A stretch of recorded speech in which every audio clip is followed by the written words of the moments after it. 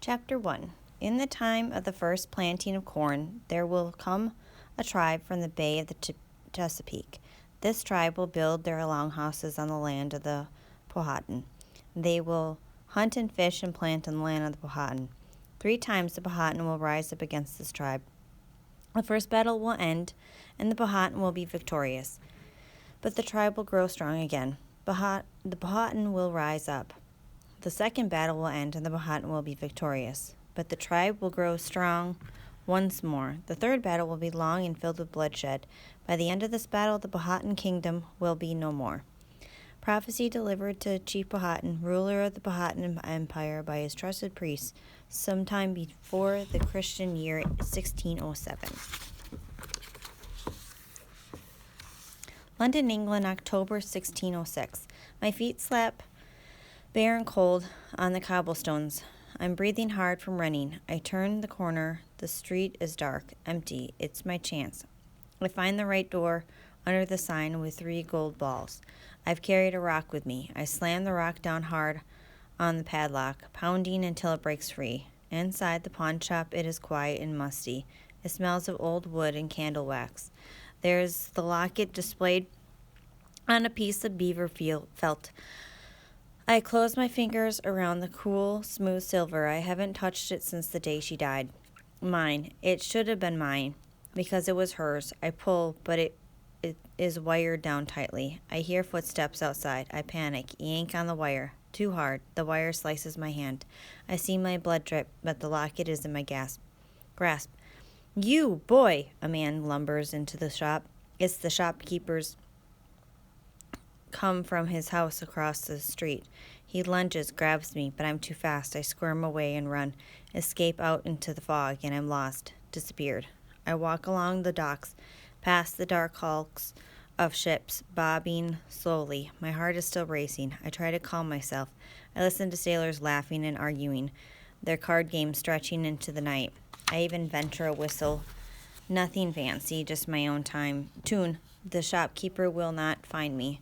I promise myself, when he sees me in the daylight, he will not know it was I who wrenched out of his grasp in the dark shop, and he certainly would never guess that I have not stolen anything, only taken back what is mine.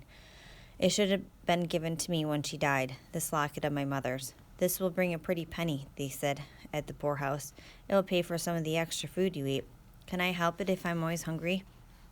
Then they expected me to stay on and keep working in the nailery, keep letting them beat me when they felt like it, as if I wanted to live in the poorhouse, as if Mum and I had wanted to be kicked out of our cottage on our farm, as if the blight was our fault and we wanted the crops to rot in the fields and had planned all along not to pay the rent to the lord of our cottage.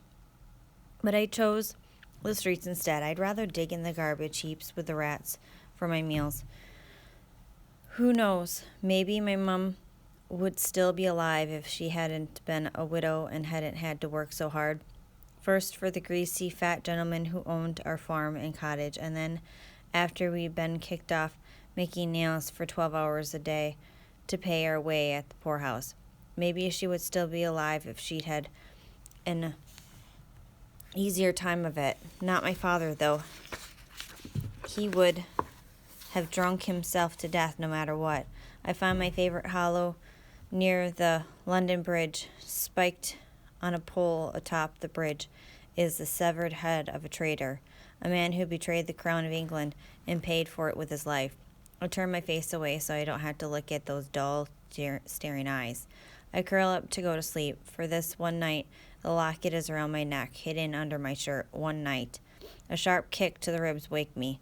This looks like the one done it. Scraggly hair and scrawny as a broomstick. I'm on my feet in a split second. Grab him. I try to twist free, but hands close on my arms, my neck. It's the shopkeeper and his burly son. I thrash and kick. They tighten their hold until it hurts. The shopkeeper pulls the locket out from under my shirt. Ah, what have we here? He says. A grin shows teeth brown as worms. It's mine, I cry. Mine. They don't listen. They talk between themselves as they tie my arms behind me with ropes. The magistrate will enjoy this delivery another criminal off the streets. The sooner he's hanged, the better. I throw my head back hard. It hits the son square in the chin. Yow! He cries. He made me bite my tongue. He returns my blow. One swipe with his hand to the side of my head, just like my father used to do, and just like in the old days. I see black, feel my knees crumple, and I'm out before I hit the ground.